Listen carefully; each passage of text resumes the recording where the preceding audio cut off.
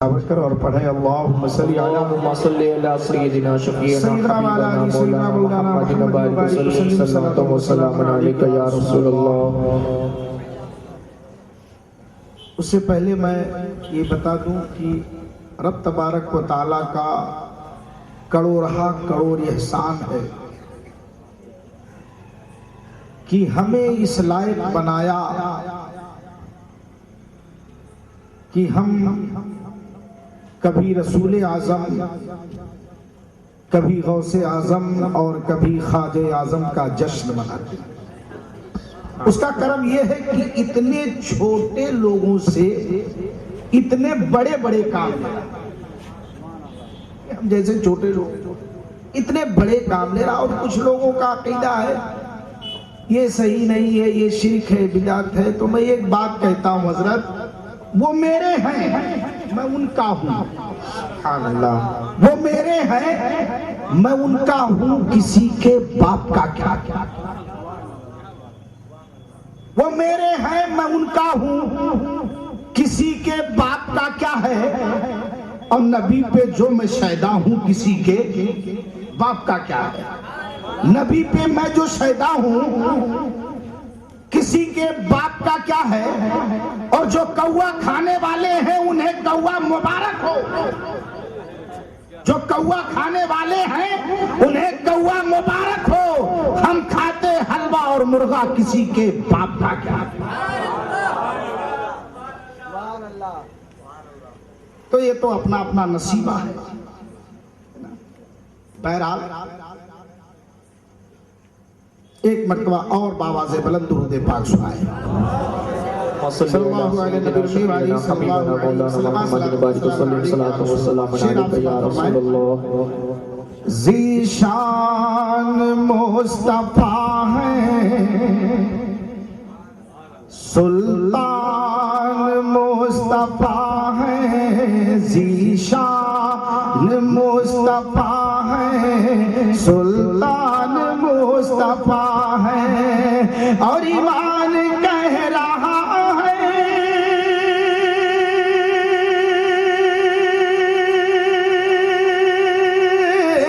ईमान कह रहा है, मेरी जान मुस्तफा है। ज़ीशान मुस्तफा है, सुल्तान मुस्तफा।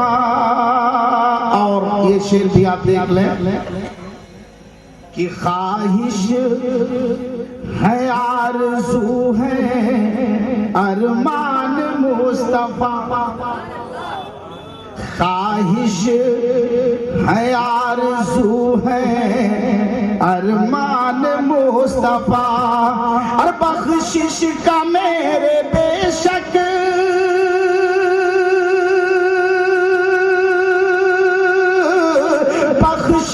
का मेरे बेशक सामान मुस्तफा है। ज़ीशान मुस्तफा है, सुल्तान मुस्तफा।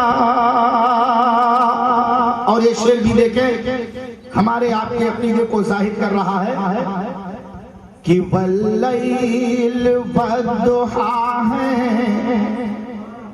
यासीन और ताहा। वल्लैल वद्दुहा है, यासीन और ताहा। और सूरह बता रही है,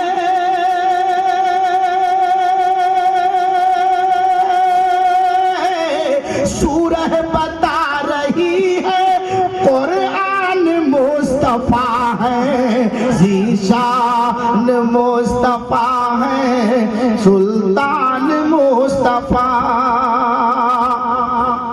और कुरान पढ़ लिया तो इतना समझ में आया। कुरान पढ़ लिया तो इतना समझ में आया। और कैसे कहें कि हम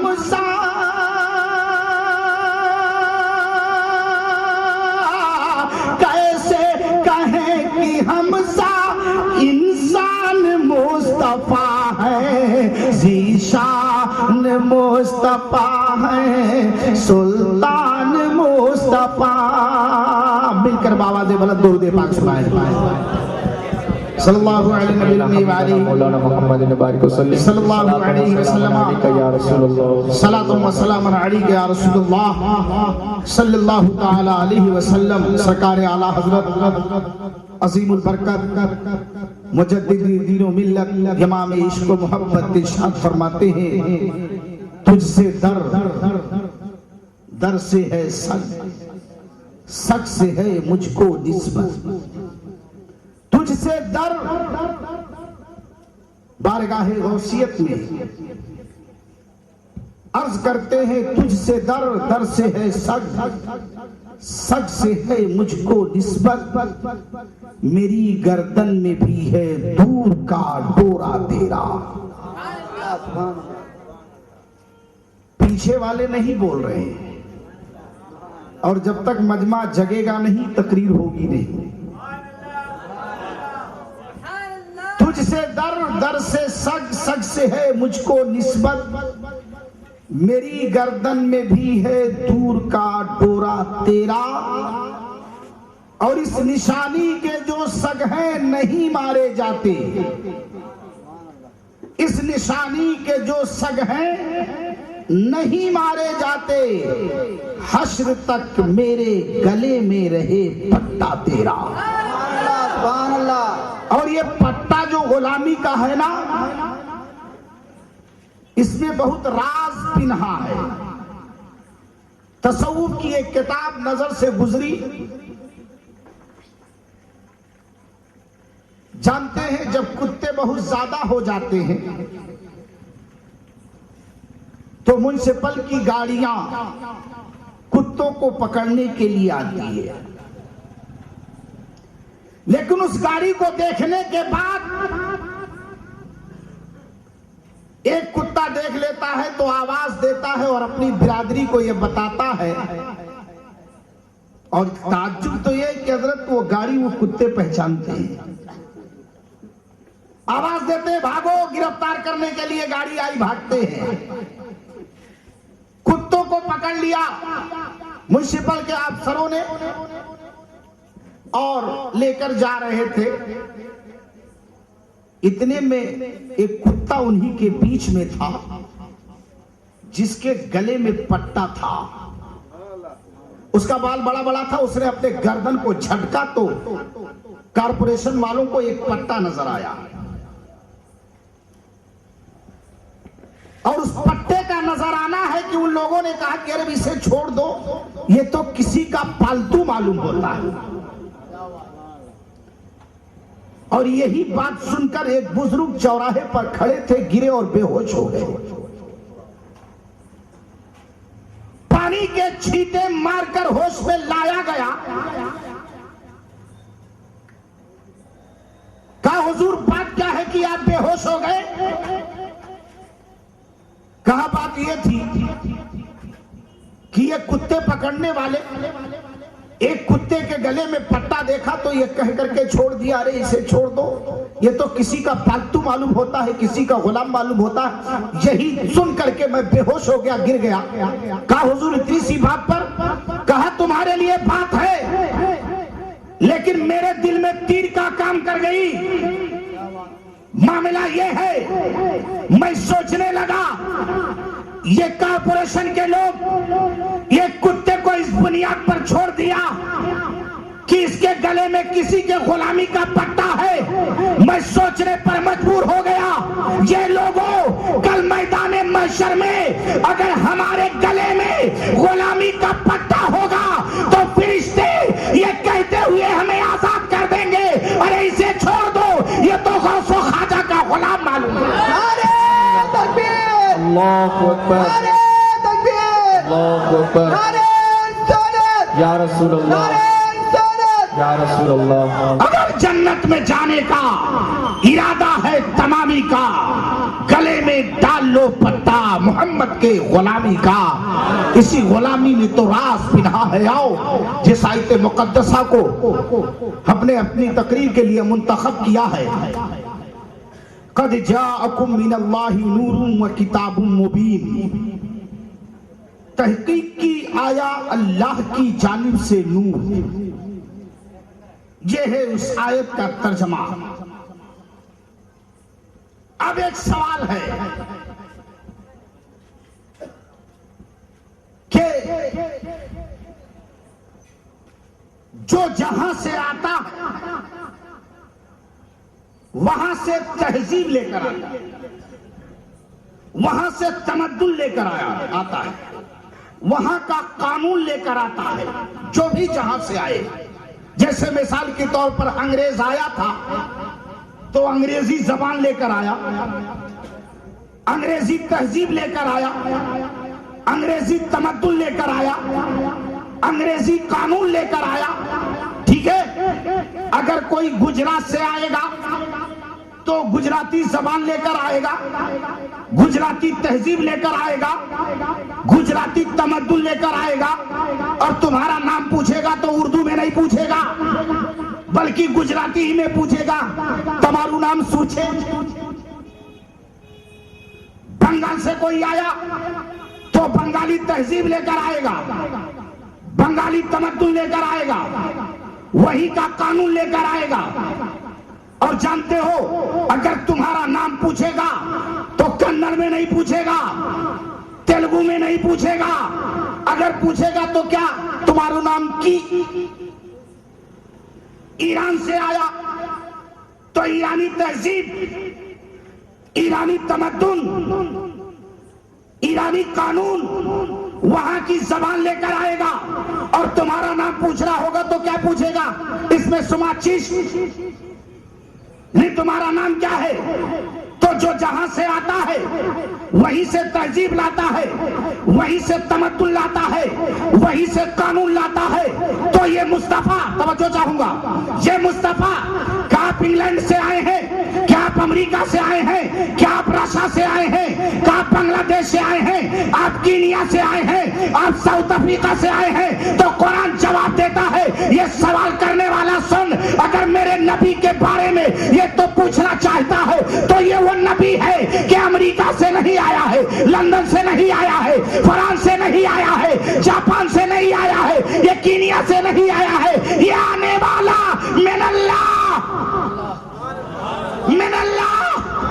अल्लाह की जानिब से आया है। और ये वसूल है, जो जहां से आता है वहीं से तहजीब लाता है, वहीं से तमद्दुन लाता है, वहीं से कानून लाता है, वहीं से तहजीब लाता है। तो मेरा नबी जब अल्लाह की तरफ से आया है वहीं से सलाहियत लाया है, वहीं से कानून लाया है, वहीं से तहजीब लाया है, वहीं से तमद्दुन लाया है। तो मेरे रसूल का नजरिया, मेरे रसूल का कानून, मेरे रसूल की तहजीब, ये जमीन की देन नहीं है बल्कि रब्बुल आलमीन की देन है। नारे तकबीर, अल्लाहु अकबर, नारे तकबीर, अल्लाहु अकबर, नारे रिसालत, या रसूल अल्लाह, नारे रिसालत, या रसूल अल्लाह, जश्न गौसे आज़म, जिंदाबाद, जश्न गौसे आज़म, जिंदाबाद, नारे तकबीर। अल्लाहु अकबर। बात समझ में आ रही है? मेरे नबी का नजरिया, तहजीब, सलाहियत, ये जमीन की देन नहीं, रब्बुल आलमीन की देन है। लेकिन अब यहीं से एक नुक्ता और समझ में आया कि अल्लाह ने ये क्यों फरमाया, कद जाकुम मिनल्लाहि नूर। भाई अल्लाह का हबीब नूर भी है, अल्लाह का हबीब रसूल भी है, अल्लाह का हबीब नबी भी है। तो ये भी तो कहा जा सकता था, कद जाकुम मिनल्लाहि रसूलुम व किताबुम मुबीन। या ये भी अल्लाह कह सकता था कि कद जाकुम मिनल्लाहि नबियुम व किताबुम मुबीन। तहकीक की अल्लाह की जानिब से नबी आ गया, लेकिन अल्लाह नबी नहीं कह रहा है, रसूल नहीं कह रहा है। हालांकि दूसरी आयतों में नबी भी कहा, रसूल भी, लेकिन इस आयत में सिर्फ कद जाकुम मिनल्लाहि नूर कहा, कद जाकुम मिनल्लाहि रसूल नहीं, कद जाकुम मिनल्लाहि नबी नहीं, कद जाकुम मिनल्लाहि नूर। तो तवज्जो चाहूंगा, ये अल्लाह तूने नूर ही क्यों कहा? तू कद जाकुम मिनल्लाह रसूल भी कह देता, तुम कद जाकुम मिनल्लाह नबी भी कह देता, तूने कद जाकुम मिनल्लाह नूर क्यों कहा? तो इसने जवाब दिया, अब्दुल सलाम कादरी सुन, रब तबारक व तआला की हिकमत यह है कि किताब अंधेरे में नहीं पढ़ी जाती, किताब अंधेरे में नहीं पढ़ी जाती, किताब को पढ़ने के लिए तुम्हें रोशनी की जरूरत पड़ेगी। इसीलिए अल्लाह ने फरमाया कद जाकुम मिनल्लाह नूर, सुभान अल्लाह। इसलिए क्योंकि रोशनी की जरूरत है। लेकिन सुन लो, ये कुरान है, कुरान, ये कुरान है, ये अंग्रेजों की कोई किताब नहीं कि लालटेन में पढ़ लो। ये जानते हो कोई लतीफा नहीं है कि तुम इलेक्ट्रॉनिक रोशनी में इसे पढ़ लो। ये कबीर दास का बान नहीं है, ये दोहा नहीं है कि तुम सूरज की रोशनी पढ़ लो। ये कुरान है, कुरान। इसे पढ़ने के लिए तुम्हें मुस्तफा के रोशनी की जरूरत पड़ेगी, सुभान अल्लाह, सुभान अल्लाह। तुम्हें मुस्तफा के रोशनी की जरूरत पड़ेगी। इसे या यूं समझो, कुरान अगर किताब सुन्नते रसूलुल्लाह है, कुरान अगर किताबुल्लाह है, ये बात सही है, किताबुल्लाह अगर फर्ज है तो नूरुल्लाह सुन्नत, किताबुल्लाह अगर फर्ज है तो नूरुल्लाह सुन्नत। या इसे यूं समझो, जो सुन्नत की रोशनी में कुरान पाक को पढ़े उसी का अमल कुरान पाक पर है। लेकिन सुनो, जिस जमात में कोई अहले सुन्नत ही ना हो वो अंधेरों में भटकता रहेगा। इसलिए जिसे नबी के रोशनी की, जिसने अपने सीने में नबी के रोशनी को जज्ब नहीं किया, वो कल भी अंधेरे में थे, आज भी अंधेरे में है और सुबह कयामत तक अंधेरे में रहेंगे। और तीसरी बात ये है, एक तो ये हो गया कि किताब अंधेरे में नहीं पढ़ी जाती और कुरान को पढ़ने के लिए नबी की रोशनी की जरूरत, यानी ईमान वाला हो, मोहब्बत वाला हो, है ना। अच्छा एक बात बताओ, उजाले का काम क्या है और अंधेरे का काम क्या है? अंधेरा क्या काम देता है, उजाला क्या काम देता है? बात बड़ी आसानी से समझाने के लिए, एक साहब मिसाल के जरिए, एक साहब तकरीर सुनने के लिए जा रहे थे। रास्ते में हजरत जा रहे थे, 9 बजे रात को पैर के नीचे मोटा सा रस्सा आ गया, रस्सी जिसे आप कहते हैं। वो गिरे बेहोश हो गए। पीछे उनका भाई आ रहा था, देखा भाई बड़ा बेहोश है, पानी के छींटे मार के जगाया और जगाने के बाद जब होश में आए, क्या हुआ? कहा सांप ने काट लिया। कहा सांप कहा पैर के पास, देखा तो रस्सी। तो अंधेरे का काम है धोखा देना, ठीक है। जहन को बेदार करो, बात नुक्ते की। अच्छा, उधर से तकरीर सुन के आ रहे थे, वाकई में पैर के नीचे सांप आ गया।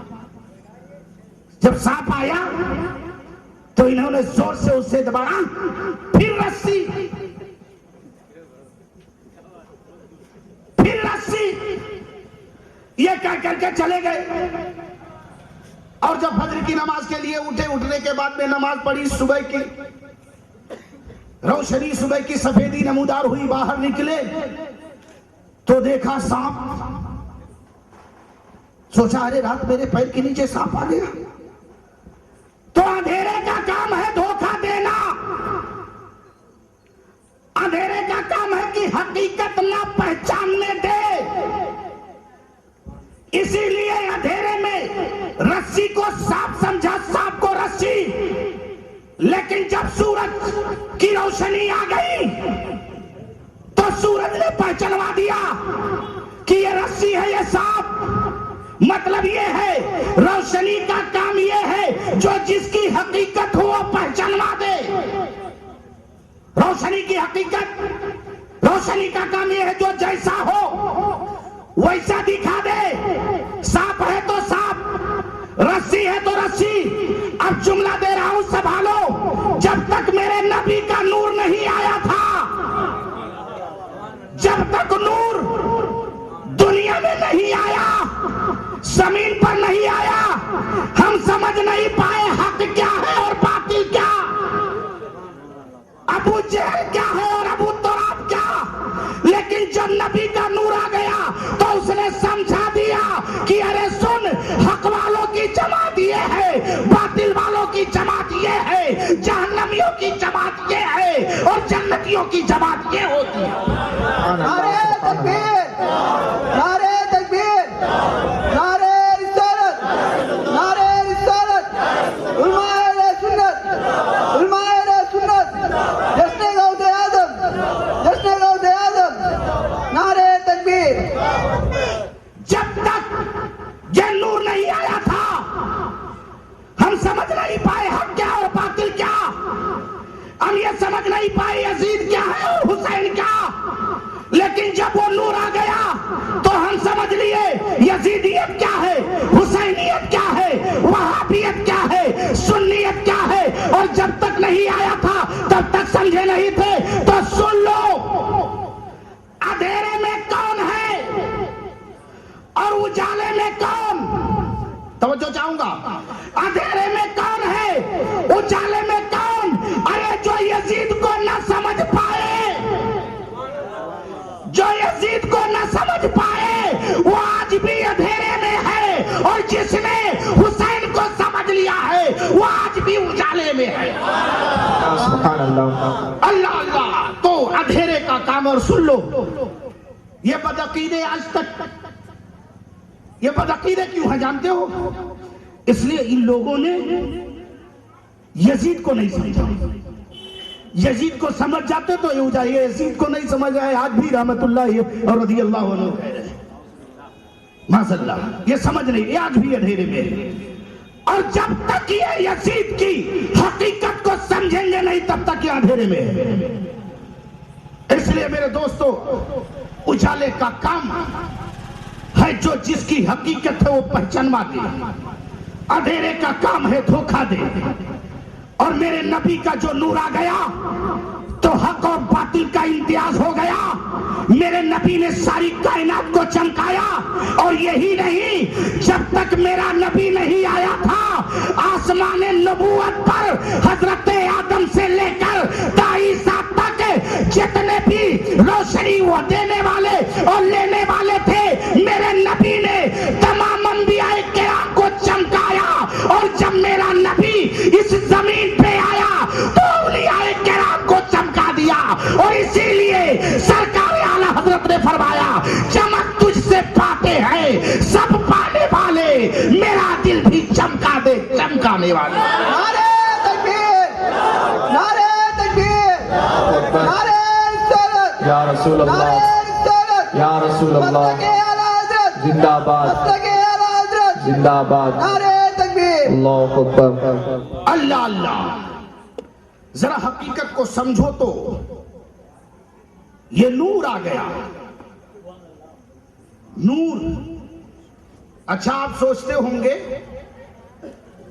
कि ये बदअकीदे मेरे नबी को अपनी तरह कहते हैं। आज ये सुन लो, मेरा नबी बशर है, लेकिन ऐसा बशर जिसकी कोई मिसाल नहीं। झगड़ा ये नहीं है, झगड़ा तो यहां है कि जब ये नालायक कहते हैं नबी हमारी तरह।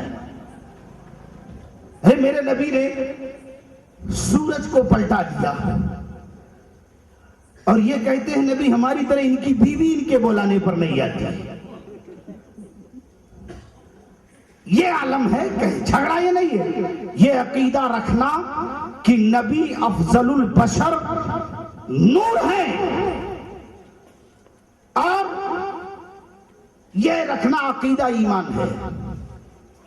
और जिसने ये कह दिया नबी हमारी तरह है, वो खारिज हो जाएगा इस्लाम से। अच्छा, आप सोचते होंगे नबी नूर भी है और नबी बशर क्यों? भाई दोनों चीजें क्यों? यह बात सहन में आने वाली चाहिए कि एक आदमी तो नूर भी और बशर भी क्यों, उसकी वजह क्या है? तो सुनो, आसानी से समझ लो कि नबी अल्लाह और बंदों के दरमियान की एक कड़ी है। नबी अल्लाह और बंदों के दरमियान बीच की कड़ी है, एक वसीला है। किसके दरमियान? अल्लाह और बंदों के दरमियान एक कड़ी है, एक वसीला है, ठीक है। और जहां जो है, अपनी उंगली को जरा मिलाओ, मिला लो 3 उंगली को, तो क्या समझ में आया? ये जो बीच वाली उंगली है ना, उसका एक ही वक्त में ऊपर वाली उंगली से भी ताल्लुक है और नीचे वाले उंगली से भी। तवज्जो चाहूंगा, उसका ताल्लुक नीचे वाली उंगली से भी है और ऊपर वाली एक ही वक्त में। और नबी अल्लाह और बंदों के दरमियान की एक कड़ी है, बीच में है। तो नबी का ताल्लुक एक ही वक्त में अल्लाह से भी है और बंदों से भी। अल्लाह से भी है और बंदों से भी। और ऐसा क्यों है?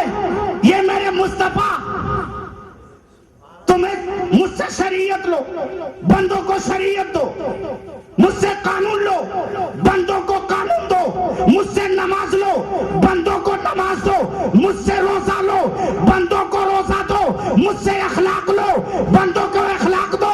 ये मुस्तफा, तवज्जो चाहूंगा, ये मुस्तफा तुम्हें जो जरूरत है वो मुझसे लेते रहो, और ये मेरे बंदो तुम्हें जो जरूरत है वो मेरे मुस्तफा से लेते रहो। नारे तकबीर, नारे तकबीर, नारे रिसालत, नारे रिसालत, उलमाए अहले सुन्नत, उलमाए अहले सुन्नत। लेते रहो। और ये मुस्तफा, मैंने तुम्हें नूर इसलिए बनाया कि तुम्हारा ताल्लुक मुझसे भी रहे, और तुम्हें बशर इसलिए बनाया ताकि तुम्हारा ताल्लुक मेरे बंदों से भी रहे। ताल्लुक बंदों से रहे। ये मुस्तफा, एक ही वक्त में जब ताल्लुक रहेगा तो तुम मुझसे जो चाहोगे वो लेते रहोगे, और मेरे बंदे जो चाहेंगे वो तुमसे लेते रहेंगे। अच्छा, लेकिन एक बात बताओ, ये बीच वाली उंगली ऊपर वाली उंगली से जब मिलना चाहे, खटाखट पटापट झटाझट मिले ना जब चाहे। लेकिन अगर नीचे वाली उंगली को ऊपर वाली उंगली से मिलना है तो पहले उसे बीच वाली उंगली से। क्या मिसाल दे रहा हूं, उसे जहन में नोट करो कि अगर नीचे वाली को ऊपर वाली से मिलना है तो बीच वाली कली से मिलना पड़ेगा। ये लोगों, मेरा नबी जब चाहे रब से मिल सकता है, लेकिन ये मेरे बंदो, अगर तुम मुझसे मिलना चाहते हो तो सबसे पहले तुम्हें मेरे नबी के बारगाह में आना। मेरे नबी, इसीलिए तो हजरत उमर फारूक आजम से पूछा गया, ये उमर फारूक आजम आपको अल्लाह मिला कब? हजरत उमर फारूक आजम से आलम ख्याल में पूछा गया, अल्लाह मिला कब? कहा, सुनो, चीफ ट्रस्टी काबे के अबू तालिब थे, लेकिन दादागिरी मेरी चलती थी। चीफ ट्रस्टी अबू तालिब थे, कुंजी उनके हाथ में थी, लेकिन दादागिरी मेरी चलती थी। लेकिन मुझे खुदा नहीं मिला, मैंने काबे पर कब्जा कर लिया, खुदा नहीं मिला। मैंने सफा मरवा पर कब्जा कर लिया, खुदा नहीं मिला। मैंने हजरे अस्वद पर कब्जा किया, खुदा नहीं मिला। मैंने मुस्तफा के मकान पर कब्जा कर लिया, खुदा नहीं मिला। और सब मुझे ही नहीं, अबू जहल ने भी कब्जा किया, खुदा नहीं मिला। अबू लहब ने भी कब्जा किया, खुदा नहीं मिला। तो इन बेईमानों को समझा दो कि काबे पर कब्जा करने से खुदा नहीं मिलता, काबे पर कब्जा करने से खुदा नहीं मिलता। ये उम्र फारूक आजम आपको खुदा मिला कब? तो उम्र फारूक जवाब देते नजर आएंगे, रसूलुल्लाह मिले जब। अल्लाह मिला कब? रसूलुल्लाह मिले जब। और यही बात इमाम हुसैन ने मैदान करबला में ऐलान कर दिया कि यजीद ने मुझे शहीद कर दिया, और करने के बाद काबे पर कब्जा कर लिया, लेकिन खुदा नहीं पाया। लेकिन मैंने दीन के खातिर नबी की मोहब्बत में अपने आप को कुर्बान कर दिया, तो मुझे अल्लाह भी मिल गया, रसूलुल्लाह भी मिल गया। नारे तकबीर, अल्लाहु अकबर, नारे तकबीर, अल्लाहु अकबर। नारे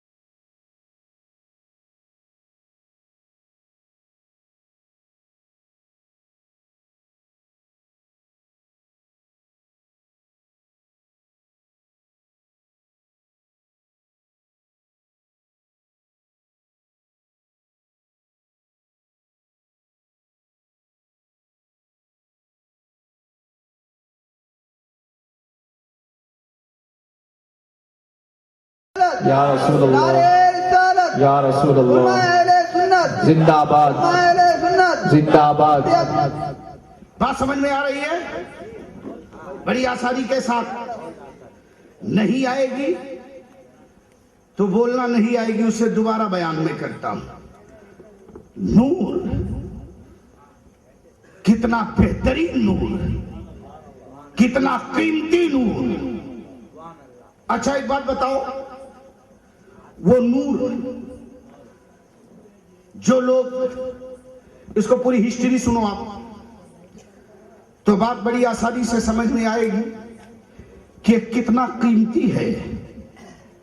अल्लाह तबारक व तआला ने जब हजरत आदम को बनाया और बनाने के बाद उनकी रूह को डाला, और जब रूह को डाल दिया तो गई और रूह निकल आई, गई और रूह निकल आई। हमने कहा हमें निकल कैसे आई? कहा बगैर मलकुल मौत के गए थे, बगैर मलकुल मौत के वापस आ गए। क्यों? एहतजाज कर ले अल्लाह से, एहतजाज कर ले, ए अल्लाह, हजरत आदम की जिस्म में जुल्मत है, अंधेरा है, ये अल्लाह वहां दिल नहीं लगता। तो अल्लाह ने क्या किया? नूरे मोहम्मदी को डाला। फिर रूह को कहा अब जा। अब गई तो बाहर नहीं निकल रही, अब गई तो बाहर नहीं आई। अच्छा चलो, ये तो मेरे साथ होता है ना कि भाई ये काम किया नहीं हुआ तो दोबारा किया, लेकिन अल्लाह के लिए तो कोई मसला था नहीं। अल्लाह आलिमुल गैब है, वो तो जानता है ना कि आदम की रूह बेगर नूरे मोहम्मदी के जिस्मे आदम में ठहरेगी नहीं। तो फिर अल्लाह जानते हुए भी ऐसा क्यों किया? भाई अल्लाह तो जानता था ना कि हजरत आदम की रूह जिस्मे आदम में ठहरेगी नहीं, तो फिर ये जानते हुए अल्लाह ने ऐसा क्यों किया? पहले ही नूरे मोहम्मदी डाल देता, फिर रूह को भेजता, जाती ना निकलती। आओ मैं हिकमत बताऊं कि अल्लाह ने जानते हुए ऐसा क्यों किया। अगर नूरे मोहम्मदी को पहले डालता, रूह बाद में जाती ना निकलती, तो तुम्हें कैसे पता चलता कि रूह क्यों नहीं निकली? तुम्हें कैसे पता चलता? इस राज को फाश करने के लिए रब ने पहले रूह आदम की जिस्म में रूह को डाला, ताकि आके एहतजाज करे, और फिर मैं नूर डालूं और ये रूह जाकर ना निकले, मेरे बंदों को पता चल जाए ये मेरे नबी का नूर ये इतना कीमती है कि इसके बगैर हजरत आदम की रूह को करार नहीं है, हजरत आदम की रूह को करार नहीं है। अल्लाह अल्लाह। और एक बात ये पर सुनो, इतना कीमती नूर है जिसने या करके चमकाया। यही पर एक बात मैं तुम्हें एक बात और समझाने की कोशिश करूंगा मुसलमानों, कि ये अकीदा रखो कि अल्लाह ने मेरे हबीब को नूर बनाया और अफजलुल बशर बनाया। बात समझ में आ रही है? अब आओ, वो नूर आया, सारी दुनिया को चमकाया और औलियाए कामिलीन को चमकाया, और गौसे आजम को तो ऐसा चमकाया, ऐसा चमकाया, ऐसा चमकाया कि जिस तरह नबियों में मेरे नबी का कोई जवाब नहीं है, वैसे औलियाए किराम में गौसे आजम का कोई जवाब नहीं है। और इसीलिए सरकार आला हजरत अजीमुल बरकत फाजिल बरेली ने बहुत साफ लफ्जों में फरमाया, वाह क्या मर्तबा ऐ गौस है बाला तेरा, वाह क्या मर्तबा ऐ गौस है बाला तेरा, अरे ऊंचे ऊंचों के सरों से कदम आला तेरा। अल्लाह वो गौसे आजम को चमकाया। गौसे आजम अब्दुल कादिर जिलानी बगदादी रज़ी अल्लाह ताला अन्हु। अल्लाह अल्लाह, वो तो उन्हीं की आल है, उन्हीं की औलाद है। और जिसके बारे में तो सरकार आला हजरत ने फरमाया कि तेरी नस्ले पाक में है, बच्चा बच्चा नूर का, तू है ऐने नूर, तेरा सब घराना नूर का। वो गौसे आजम अब्दुल कादिर जिलानी बगदादी रज़ी अल्लाह ताला अन्हु। एक बात बता दूं, आपने सुना होगा, वाकया तो मैं वही बयान करूंगा, लेकिन उसमें जो नुक्ते हैं वो जहन में दूंगा आपके। मैं जितने वाकये आपने सुना है बयान तो करूंगा, लेकिन वो बयान करना मकसद नहीं होगा। जिस तरह मैंने नबी के नूर के लिए बहुत सारे नुक्ते आप तक पहुंचाने की हमने कोशिश किया है, उसी तरीके से मैं चाहूंगा कि जो मैं यहां विजयवाड़ा में कभी ना बयान किया उस चीज को बयान करूं। मैं समझता हूं अब तक हमने जो चीज कहा है विजयवाड़ा में पहली बार बोल रहा हूं। और सुन लो, 3 दिन का भूखा और प्यासा वो नौजवान, आप मैं वाकया बोलूंगा आप समझ जाएंगे, क्योंकि कुछ लोगों की जात ऐसी होती है जब तक नाम ना लो तब तक समझ में नहीं आएगा, और कुछ लोगों की जात ऐसी होती है कि सिर्फ नाम ना लो वाकया बोल दो समझ में आ जाती है बात किसकी हो रही है। अरे कुरान ने कहा तिलकर रसूलों फज़्ज़लना बादहुम अला बाद मिनहुम मन कल्लमल्लाहु व रफ़अ बादहुम दरजात। अल्लाह क्या फरमाता है, ये नबी हैं, हमने बात को बात पर फजीलत दी है, और उसी में वो है जिसको मैंने दर्जों बुलंद किया।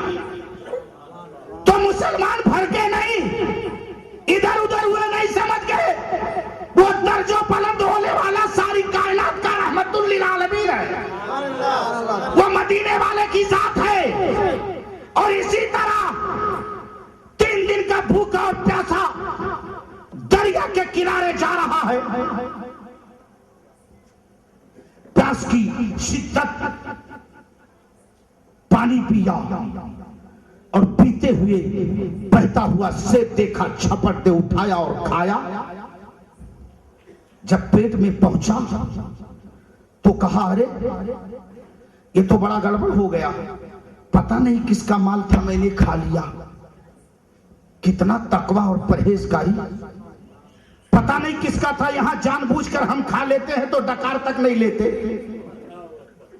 और ये भूल से खा लिया। जो शरीयत कहती है मुबाह है, जायज है, खा सकता है, लेकिन तकवा था, तकवा नहीं खाया, और जब खा लिया तो ये सोचने पर मजबूर हो गया किसका है, तो जिधर से बहता आ रहा था उसी तरफ चला। और एक बात और कह दूं, जिस्म में जब कोई चीज तुम खाते हो तो तुरंत खून बन के दौड़ता नहीं है, 2 घंटे के बाद वो खून बन के दौड़ता है जिस्म में।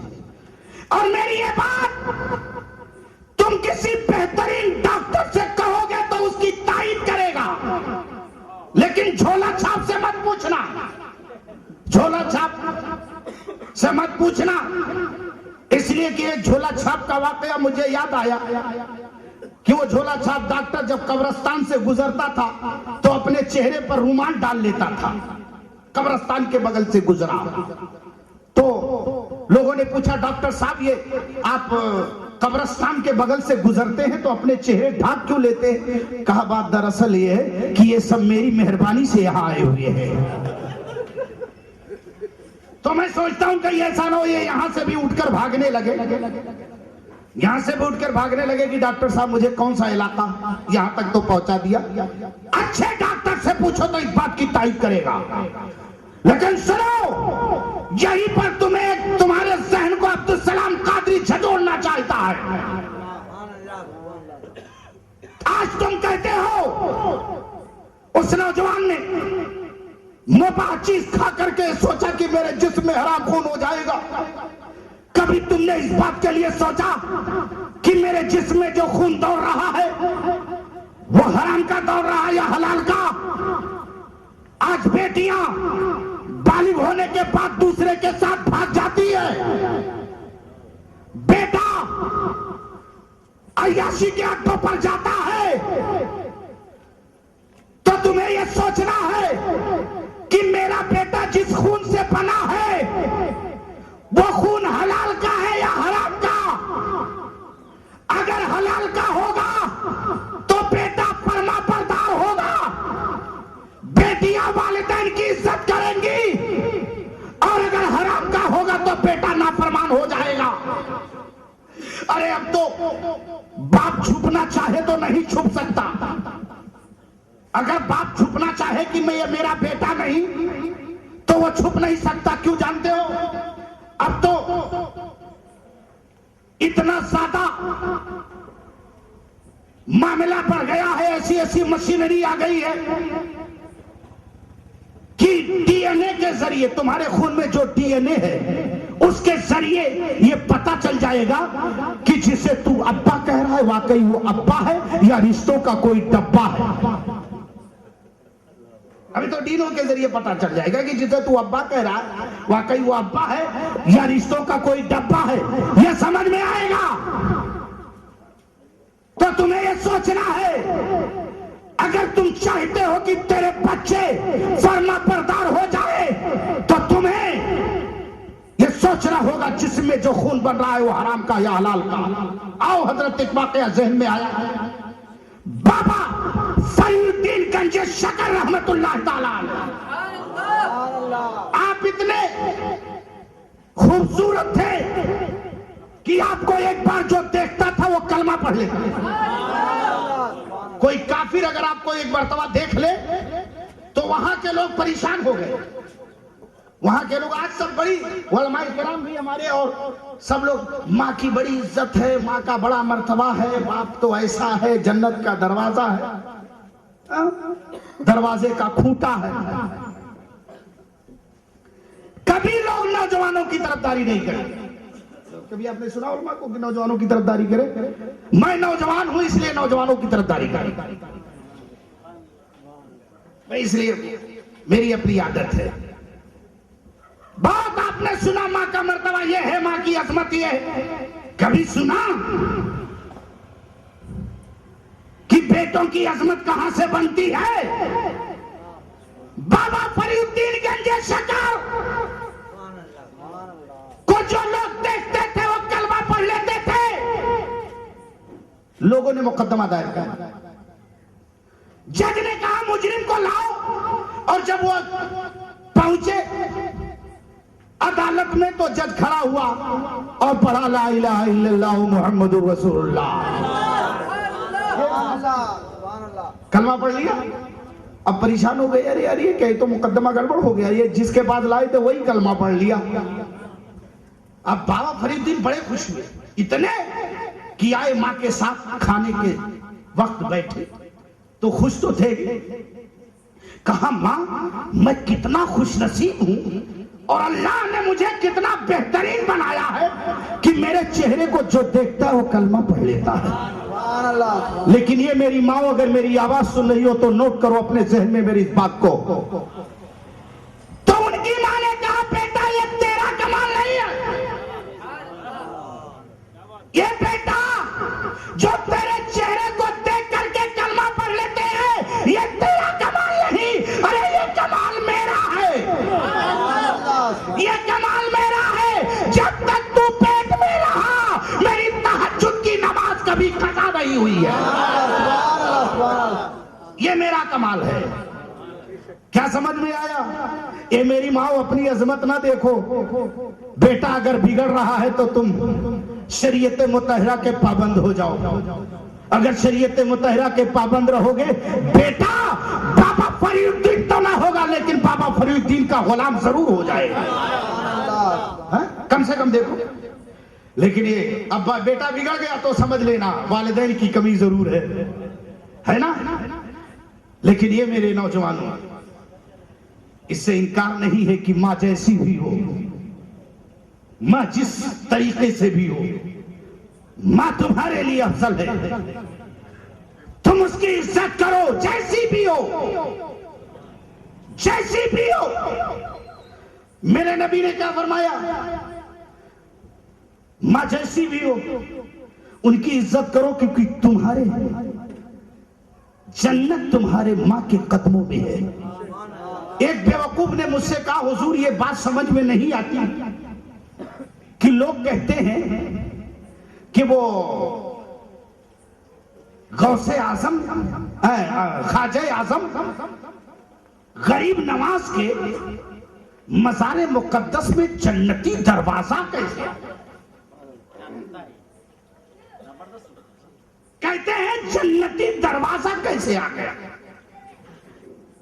मैंने कहा बड़ा बेवकूफ है।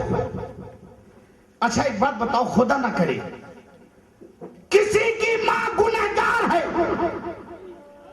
तो उसकी जन्नत कहां है? उस गुनहगार मां के कदमों में है। तवज्जो चाहूंगा।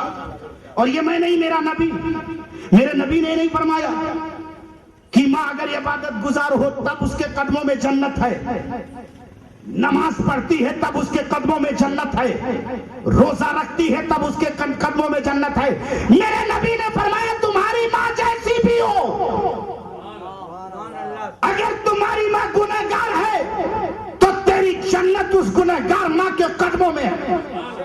और एक कदम आगे बढ़ूं, अगर तुम्हारी मां ज़ानी है, इससे बढ़कर कोई बात नहीं हो सकती, ज़ानी है, धंधा करती है, तो भी बेटे की जन्नत उस मां के कदमों में है।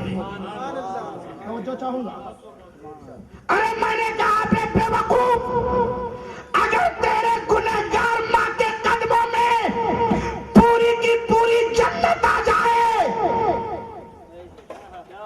पूरी की पूरी जन्नत आ जाए, तो तुझे कोई एतराज नहीं। अगर ख्वाजा गरीब नवाज की बारगाह में जन्नत का दरवाजा आ जाए तो ताज्जुब क्या है? ताज्जुब क्या है? अल्लाह अल्लाह। और ये सच है, गरीब नवाज के जन्नती दरवाजों में घुस जाओ और गरीब नवाज की निगाह उठ जाए तो तुम जन्नती हो जाओ।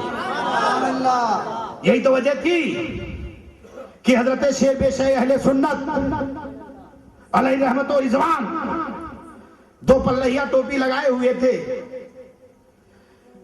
ख्वाजा गरीब नवाज की बारगाह से बाहर आए और बाहर आने के बाद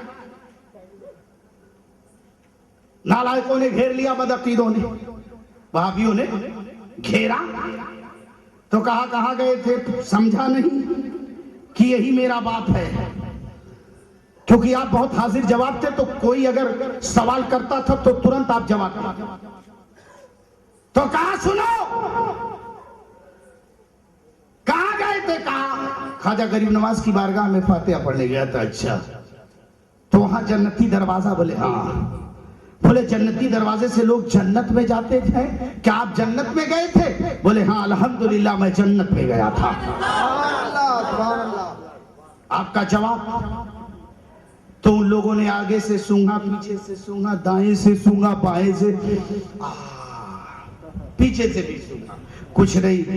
जूते तक चूसा, जूते तक झुक करके सूंघा। मैंने आलमे ख्याल में पूछा, शेर बे अहले सुन्नत, आप तो बिल्कुल हाजिर जवाब थे, जब वो लोग सूंघ रहे थे तो आपने जवाब क्यों नहीं दिया? तो बोले गुस्ताखे रसूल को जूते तक पहुंचाना था। गुस्ताखे रसूल को जूते तक पहुंचाना था। आप फरमाते बदअकीदो सूंघते क्या हो? तो कहा हमने बुखारी शरीफ में पढ़ा है। क्या पढ़ा है? बुखारी शरीफ में हमने ये पढ़ा है कि जन्नतियों के बदन से, उनके कपड़े से खुशबू आती है, और ये बात सही है। लेकिन हम सूंघ रहे हैं, आपके जिस्म में से कोई खुशबू नहीं मिल रही। शेख अहले सुन्नत फरमाते ठीक कहा तुमने, ये सच है। मेरे आका ने इरशाद फरमाया कि जन्नतियों के कपड़े से और बदन से खुशबू आती है, लेकिन दूसरे बलक में उलट के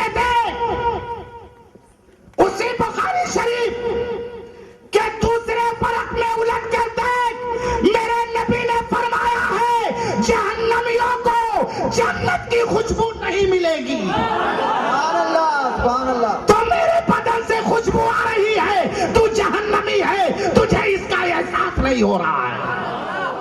अल्लाह अल्लाह। तो इसलिए मेरे दोस्तों, मैं अर्ज ये कर रहा था, मां बड़ी अजीम है, मां बड़ी अजमत वाली है। और मां की अजमत के बारे में एक बात अर्ज कर दूं नौजवानों, के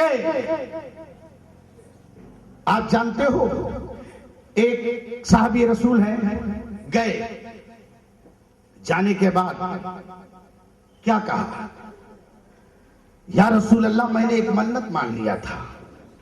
वो मन्नत क्या, कि मेरा फला काम हो जाए तो मैं काबे की चौखट को बोसा लूंगा, काबे की चौखट को बोसा लूंगा। लेकिन या रसूल अल्लाह मेरी ताकत नहीं रही कि मैं वहां तक जाऊं, मेरे लिए क्या हुआ? तो मेरे आका फरमाते हैं, जा घर चला जा और अपनी मां के कदमों को चूम ले। पीछे वालों के पास मां नहीं है क्या?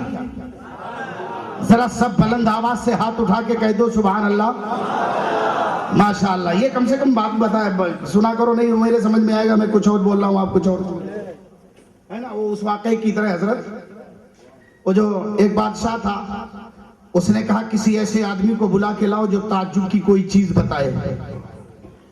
तो लोग एक चरवाहे को पकड़ लाए, बादशाह के सामने बिठा दिया। चरवाहा भी चुप है, बादशाह भी चुप, चरवाहा भी चुप और बादशाह भी चुप है। इतने में बादशाह ने एक उंगली उठा दी तो चरवाहे ने 2 उठा दिया, और बादशाह ने जब 3 उंगली उठाई तो चरवाहे ने अंगूठा दिखाया और चला गया। देख सब रहे हैं, समझ कोई नहीं रहा है। लोग बादशाह के पास गए, बोले आपने उंगली उठाई, समझ में नहीं है। वो उंगली उठाया, वो समझ में है मामला क्या है। तो बादशाह ने कहा मैंने एक उंगली उठाई, अल्लाह एक है। तो चरवाहे ने 2 उठा दिया, फिर उसके साथ उसका रसूल भी 2 है। और जब बादशाह ने कहा मैंने 3 उंगली उठाई कि मैं उसके साथ मैं भी कुछ हूं, तो उसने अंगूठा दिखाया, कहा अल्लाह और उसके रसूल के सामने तुम्हारी हकीकत कुछ भी नहीं है। उसके पास गए, चरवाहे के पास, तूने क्या समझा? बोले हमने समझ लिया, बादशाह ने एक उंगली उठाई तो मैं समझ गया, कह रहा एक बकरी दे दे। मैंने कहा बादशाह एक क्या 2 ले लीजिए, मैंने 2 उठा दिया। और जब बादशाह ने 3 उंगली उठाई तो मैं समझ गया, ये बादशाह तो लालची मालूम होता, लालची को अंगूठा देता हूं, चला आया। वो वही वाली है, मैं यहां गोश्त भात की बात करूं, समझ रहे हो, आप इडली की बात कर, तो मैं कुछ और बोलूं, इसलिए जरा बोलते रहो तो हम समझते रहें कि आप जो बोल रहे हैं वो बात हमारी समझ में आ रही है। सुन लो, कहा घर चला जा, अपनी मां के कदम को चूम ले, तुझे तेरी मन्नत पूरी हो जाएगी। कहा हुजूर मेरी मां का मेरे बचपन में इंतकाल हो गया। तो मेरे आका फरमाते हैं कब्रिस्तान चला जा, और ये कहते हैं बुजुर्गाने दीन के कब्र को मत चूमो। मेरे आका फरमाते हैं कब्रिस्तान जा, और जाके अपने पायते जानिब, अपने मां के पायते जानिब कब्र को बोसा ले ले, तेरी मन्नत पूरी हो जाएगी। कहा हुजूर मुझे यही नहीं मालूम मेरे मां की कब्र कौन सी कब्र है। तो मेरे आका फरमाते हैं जा कब्रिस्तान और किसी भी कब्र को अपनी मां की कब्र तस्वीर कर,